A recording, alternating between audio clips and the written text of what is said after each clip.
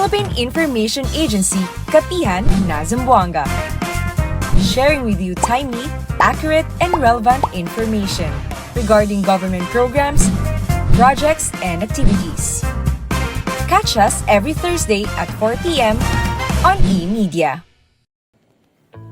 Buenos dias, Zamboanga! Welcome sa PIA Kapihan na Zamboanga sa SM City Minpro. Hatid ng Philippine Information Agency, Mindanao Communicators Network, SM City Minpro, MCTV, and eMedia. Mapapanood po ninyo ng live ang ating programa via PIA Western Mindanao Facebook page and other government agencies' Facebook pages, and also in PRO9, the Norton News Flash, 1TV Philippines, ISA TV Channel 17, PCH Cable TV, and via cable televisions here in Zamboanga City at MCTV and eMedia.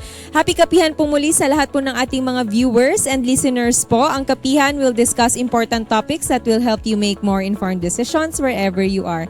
At ngayon pong buwan ng Pebrero, alam po natin na sineselebrate po natin ang Valentine's Day, but we are also celebrating the Heart Month. At pag-uusapan po natin ngayon ang kahalagahan po ng pag-aalaga ng ating mga puso. No? Makakasama po natin from Department of Health. Let's welcome po Dr. Julius Matthew Lozana from Medical Officer 3 po ng Department of Health Region 9. Welcome sa ating program, Dr. Julius. Hello, good day, Ma'am Myra. Buenos dias na di aton gente aki na Zamboanga. Mayong adlaw sa mga Bisaya sa ating region at assalamualaikum warahmatullahi wabarakatuh sa ating mga kapatid na Muslim. Again po, Mamar, ako po si Dr. Julius Matthew Lozana, Medical Officer 3 po ng Non-Communicable Disease Cluster ng Department of Health, Zamboanga Peninsula Center for Health Development. So under our cluster, we have several programs, and one of the programs in our cluster is the Cardiovascular and Diabetes Mellitus Program. Together with the Mental Health Program, Cancer Control Program, Health and Wellness Program for Senior Citizens and Elderly, sa amin po lahat iyon. So ngayong araw, i-discuss po natin ang Heart Month tsaka Healthy Heart Month celebration na sinasagawa every February. So ayun, we are very excited po, Doc, no, to know more about that. And of course, we are very happy, no, to have you here sa ating program. So sige po, let's start, no, because we are very curious na rin po kung ano po yung mga ways, no, na nagagawin dapat natin, no, para mapangalagaan natin yung kalusugan ng ating mga puso. So first po, ano po yung mga common concern or common heart diseases po affecting po Filipinos in the Philippines? So actually,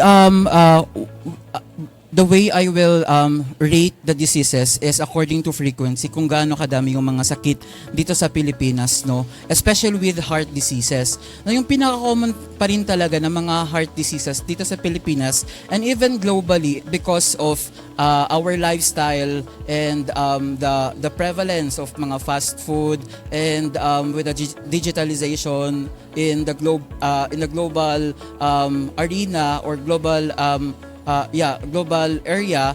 So nagkakaroon po talaga ng high incidence of non-communicable diseases, especially with heart diseases. So number one po doon is yung ischemic heart disease, kung saan nagkakaroon po ng blockage or atherosclerotic plaque yung ating mga arteries sa ating heart, which causes myocardial infarction eventually. So kapag hindi siya na-prevent. So later pag-uusapan po natin, Ma'am Myra, the importance of prevention, especially when it comes to heart diseases. And maghahapyaw din po kami ng neurologic diseases, especially stroke, kasi closely related lang po yung stroke at tsaka yung heart diseases, especially with ischemic heart diseases. Now, closely related to ischemic heart diseases is coronary artery disease. So yung coronary artery disease or CAD is the build-up of atherosclerotic plaque in the walls of our arteries in our heart. So kapag nagkakaroon ng blockage ng mga arteries ng heart natin, nagkakaroon ng lesser na oxygenation ng heart, kasi kailangan talaga ng heart natin to have a good oxygenation for it to function properly as with any organ in our body. So kapag nagkakaroon ng atherosclerotic plaque, nagdi-decrease yung oxygenation sa heart, which causes myocardial infarction. Kapag walang oxygenation, hindi na nakaka-function ng maayos ang heart, causing death. Yung pinaka-worst talaga na endpoint is death. So, meron din pong tinatawag natin na congestive heart failure. So pwedeng depende sa congestive heart failure kasi is a disease kung saan hindi na nakakapag-pump ng maayos ang heart natin, probably due to a lot of causes. Pwedeng mga valvular diseases, pwedeng long-standing hypertensive ka, tapos may comorbid ka with diabetes mellitus. So kapag ka nagkakaroon ng congestive heart failure, hindi na nagpa-pump ng maayos ang heart mo. If hindi na nakapag-pump ng maayos, nagkakaroon ng tinatawag natin na fluid retention. So for those patients with heart failure, nagkakaroon sila ng tinatawag natin bipedal edema. So sa bipedal edema, napapansin natin na namamanas ang paa ng ating mga patients. Sometimes patients will also present with ascites. Ang ascites is a build-up of fluid sa ating peritoneal cavity, and it can be due to a lot of factors. One of the factors is congestive heart failure and liver diseases, among others. Now, there are also other less common na mga heart diseases, and each of these diseases are actually interrelated sa iba. For example, valvular heart diseases can eventually cause congestive heart failure, and that is one of the heart diseases that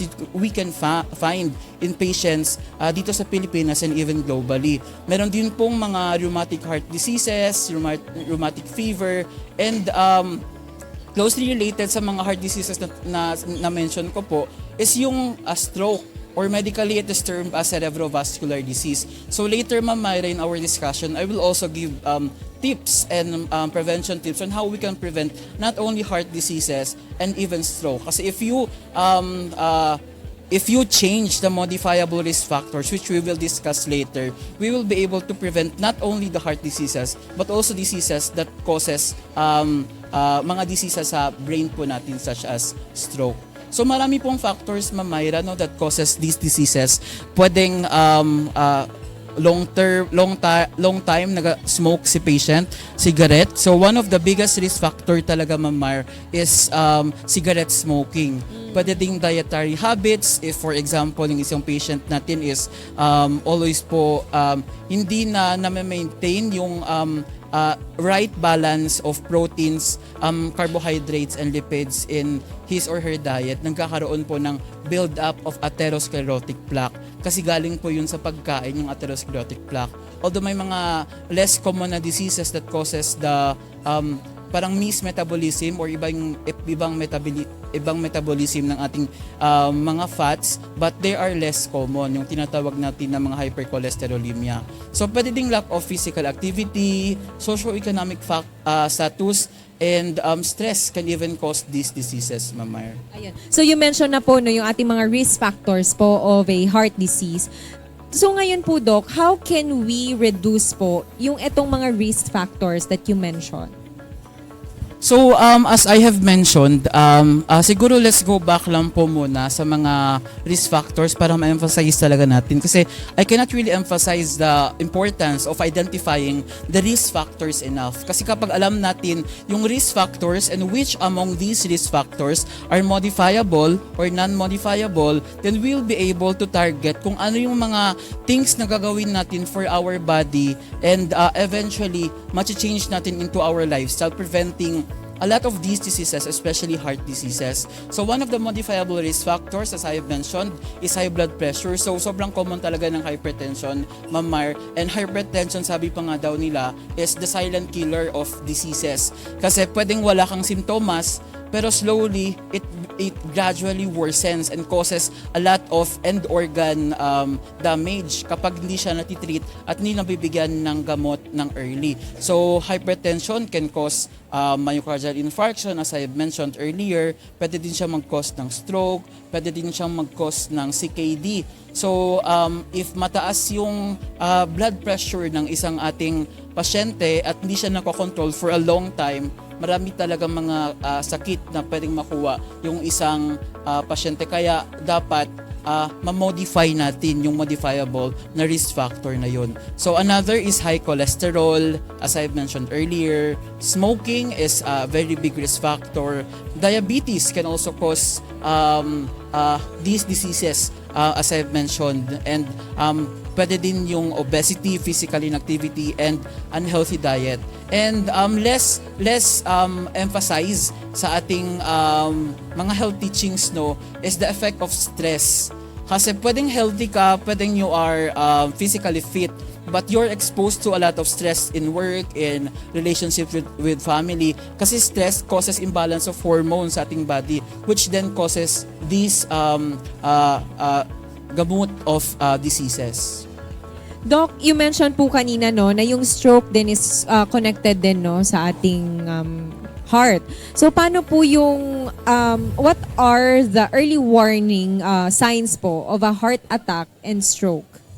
Sige, let's divide our discussion, Ma'am Mar, into heart attack and stroke. So, sa heart attack, Ma'am Mar, yung pinaka-common talaga na complaint ng pasyente is chest pain. So, if the patient will describe na nagkakaroon siya ng chest pain, then immediately, i-rule out mo talaga yung possibility of having myocardial infarction. So, mga doktor sa ER, usually nagpapa-ECG talaga, and meron tayong mga biochemical tests such as troponin I, which basically determines if there is a presence or absence of myocardial damage. So, yung pinaka-common pa rin is chest pain. Sometimes nag-change po yung level of chest pain depending on the profile of the patient. Kasi yung chest pain, especially if patients are diabetics, nagkakaroon siya ng masking of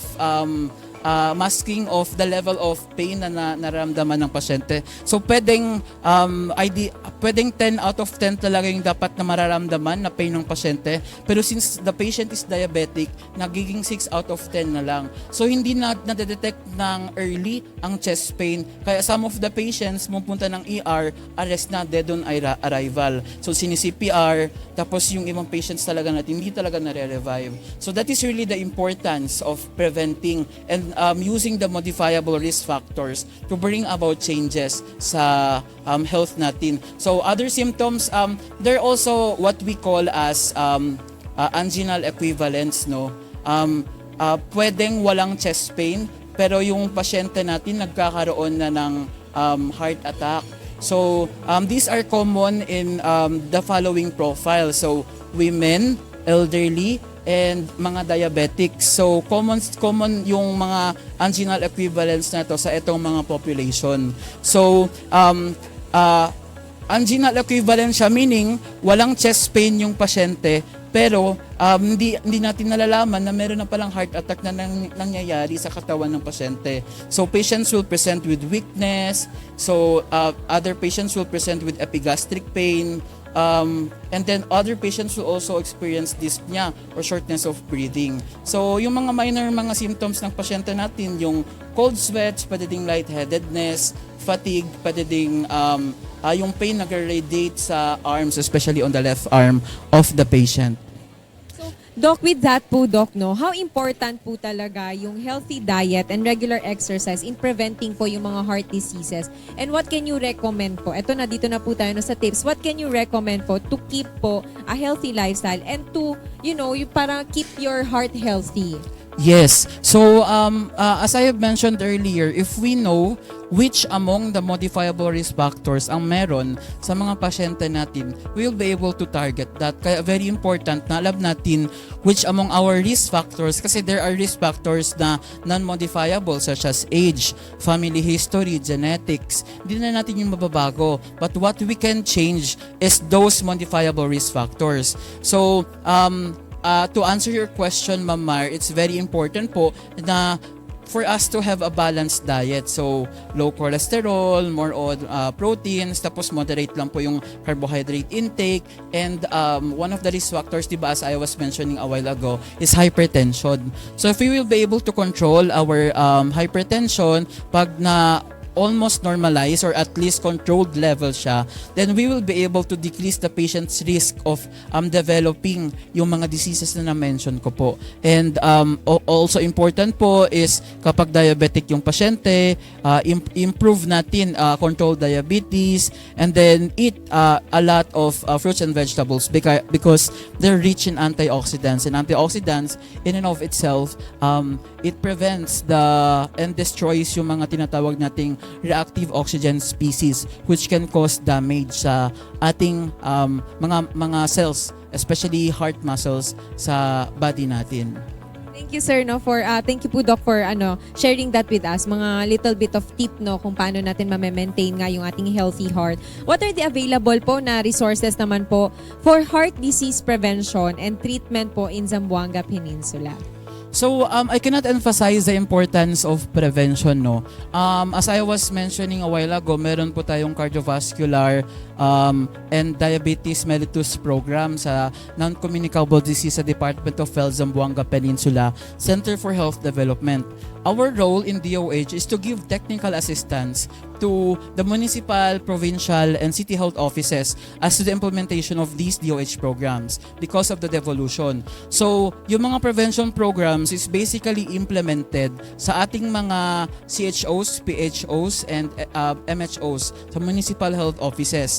So, marami po tayong mga prevention programs. One of those prevention programs is yung as I was mentioning a while ago, yung healthy having a balanced diet, and may mga programs on nagzumba yung mga employees. So maraming mga workplaces that implements those types of programs, and even on the municipal level, meron din silang mga ini-implement po na mga own initiatives on preventing these diseases. So ayun po, for the treatment naman dito sa Zamboanga Peninsula, actually in the region, we have Zamboanga Peninsula Medical Center as one of the private hospitals in Zamboanga City, catering to meron silang heart lab. So meron silang, they can do angiogram, angiography. So medyo specialized yung mga facilities nila doon.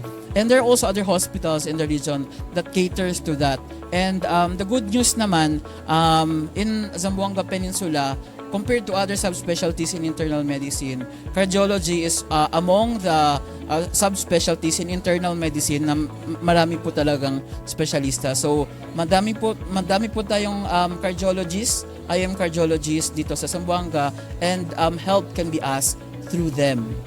Ito po, very curious din po kami, Doc, How can stress management po techniques help protect heart health? So nagkakaroon po ng kapag ka nababalance natin yung stress management natin, especially with our relationship with ourselves, with our family, and with our friends, nagkakaroon po ng if we are able to balance the stress, nagkakaroon ng tinatawag natin na physiological response. So as I was mentioning a while ago, nagkakaroon ng balance. If nababalance natin ang stress sa katawan natin, nababalance yung hormones. Kasi if there is an imbalance of hormones, that can cause diseases. So kapag nag-stress management tayo, it can cause lowering of blood pressure if we do stress management, decreasing heart rate, and it decreases the workload of the heart.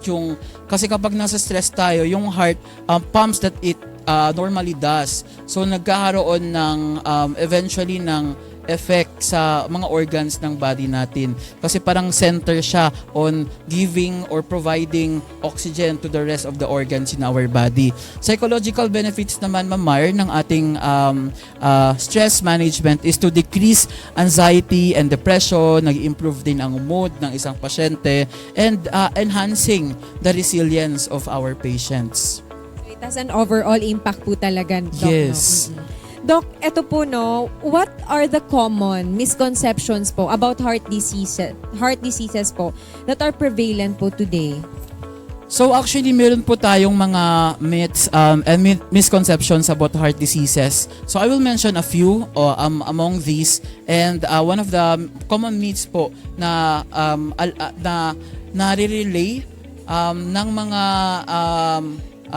people natin in the community are: heart diseases only affect adults. It's a myth. Pwede ding mag-affect ang ating mga children. So, most common mga diseases sa mga bata, especially sa heart, yung mga valvular diseases. So, heart disease only affect men. Myth po yun. It also affects women. heart disease is solely genetic. So hindi lang siya solely genetic, no?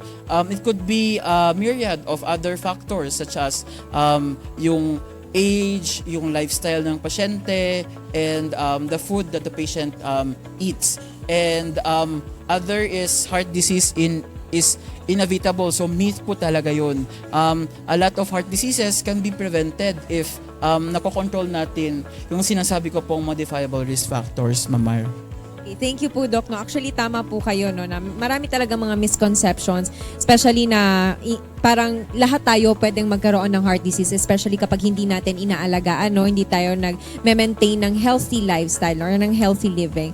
Doc, how can families naman po and communities, I know this Heart Month po, no, may mga activities po na isasagawa, yung mga iba't ibang ahensya, yung DOH especially. So how can families po and yung ating mga communities, yung LGU po here in Zamboanga Peninsula, support po yung ating health awareness or heart health awareness and prevention? So meron po tayong mga activities that starts with the community. They are community initiatives. So pwedeng mga community cooking classes, health education programs, especially to those communities that have less knowledge, especially on preventing these diseases, and support established groups and heart health walks, yung mga fun runs. I think you are also active with that, Mamar, no? And family support is important. If we have a good support system, not only with family and not only with friends, then nagagawa natin na-prevent natin yung mga diseases. So, mga family support such as healthy meal planning, regular exercise, stress management, and health monitoring. So, there are also other initiatives from the school level. Pwedeng integration of heart health in our preschool and even grade school and high school students, and even college students. Mga barangay level initiatives, meron din po, Mamar, community outreach, established health committees, and ang kagawaran ng kalusugan na Mamar is continually partnering with other non-government organizations such as Philippine Information Agency and siguro spreading or informing the public about its health programs at saka ano po yung mga serbisyo na ino-offer ng Department of Health to its people.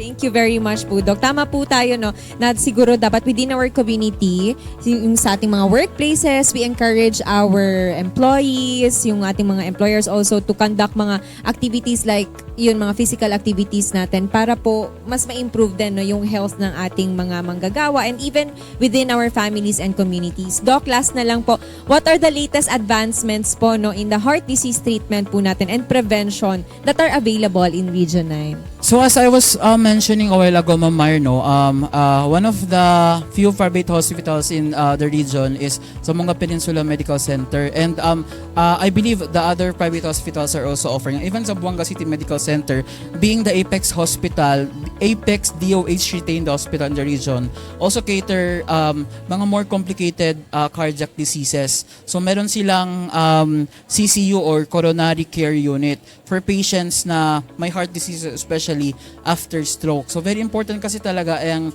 importance ng prevention, no? Kasi kapag nag-stroke, nag-heart attack na yung pasyente, medyo mahirap na to recover from its previous body or life yung isang pasyente. So although present na sa Pinas, in Region 9, meron tayong mga recent advancements, yung mga endovascular thrombectomy. Meron din mga drugs that are usually given to few patients depending on the profile of the patients. So mga imaging and diagnostic advancement, meron tayong mga intravascular ultrasound or mga non-contrast CT scan which we can use in identifying and diagnosing heart diseases more. But Region 9, medyo kulang pa tayo in general when it comes to mga latest advancements compared to Metro Manila. Kasi Metro Manila, more or less advanced na talaga sila. Kaya nga po, Doc, no, that's where dyan po pumapasok yung sinasabi natin parati na prevention is Yes. better than Yes, cure. So, Ma'am. Doc, ano po yung ating message sa lahat po ng ating mga viewers, sa ating mga communities, especially on preventing po or taking care or maintaining heart health po or healthy heart? Siguro I will just go back with knowing our modifiable risk factors and targeting which among those modifiable risk factors we can action for us to prevent heart diseases. And dito sa Departamento ng Kalusugan naman, kami sa Department of Health is always will always be willing to help, especially in improving the health of our community mates, the health of the Filipinos, kasi yun naman po talaga yung thrust natin, the universal healthcare, kalusugan para sa lahat.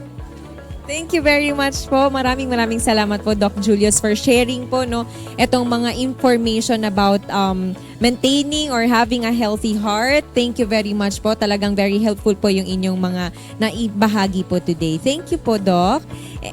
And Thank ayun you, po. Mamar. Thank you po. Alright, so we would like to hear closing message po, no? Ano po yung pwede nating maibahagi po and your message po to the public? Yes, Mamar. So in behalf po sa aming Regional Director si Dr. Joshua G. Brillantes, ang aming Assistant Regional Director si Dr. Lenny Joy Johnson Rivera, ang aming Division Chief ng Local Health Support Division si Dr. Agosto Manuel Alpici, at ang aming Cluster Head sa Non-Communicable Disease Cluster si Dr. Rolando Liliental Bucoy.